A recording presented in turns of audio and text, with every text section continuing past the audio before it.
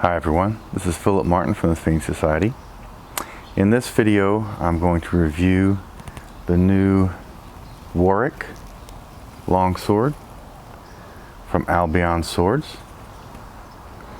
This past weekend I directed the cutting tournaments at Combat Con in Las Vegas, and while I was there my friend Russell picked up a couple of swords from the Albion booth.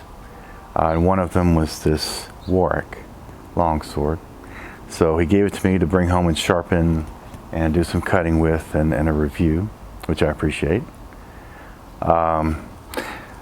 This Warwick has a 36 3/4 inch blade and a 10-inch long grip. It weighs 3 pounds 10 ounces and has a point of balance at 2.5 inches, so relatively close to the hilt. At first glance, this might appear on their website to be very similar to the Crecy, basically a Crecy with a much longer grip. But this is, once you pick it up, you realize right away this is not a Crecy with a long grip. This feels like a much heavier sword of war. The Crecy weighs 3 pounds 1 ounce. This sword weighs more than half a pound more. Some of that weight comes from the hilt and from the large pommel. But one major difference, although the profile looks very similar to a Crecy, if you look at the distal taper, this is a much thicker, stouter blade. It has distal taper, but that distal taper is more convex, meaning it stays thicker through this portion. So you have a very stiff, stout blade, and you can really feel it when you move it around.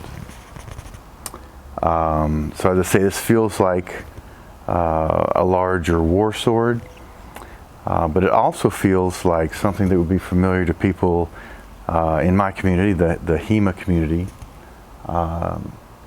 It's very similar in weight, the point of balance, the length of the grip, to the fencing longswords we use, fetters. Many of them are, especially the longer ones, are 3.5 pounds or more, and they often have a point of balance between 2 and 3 inches, rather than most cutting longswords, which are more like 4 to 6 inch point of balance. So there have been a number of online discussions recently about using the same type of sword for cutting that you use for fencing. So this type of sword would have a lot of similarities to the type of sword that we use for fencing in HEMA. So I did some cutting earlier today. I cut some tatami mats. So let's take a look at that footage and see how well this Albion Warwick cuts tatami.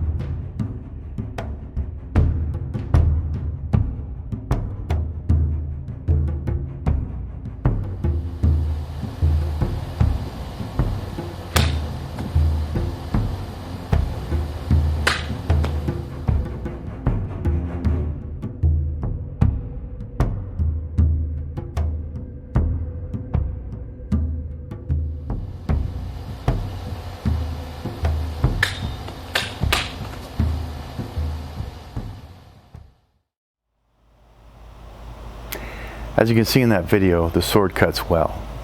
One thing I noticed is that it does not reward bad cuts. It punishes bad cuts but rewards good cuts. And this is also good for HEMA practitioners to get that kind of feedback when cutting tatami. This is a very attractive sword. The fit and finish is what we've come to expect from Albion. Very clean, crisp lines. If you like this type of sword, you might want to keep an eye out for new models coming from Albion with different crosses and pommels. They plan to do something similar with this line of sword as they have with their Type 15A swords, with the Ringek and the Talhofer and the Fiore and the Agincourt, where they all have the same Type 15A design but with different hilts. Thanks again to Russell for loaning me this sword. I hope you found this video helpful. I hope you enjoyed it, and thank you very much for watching.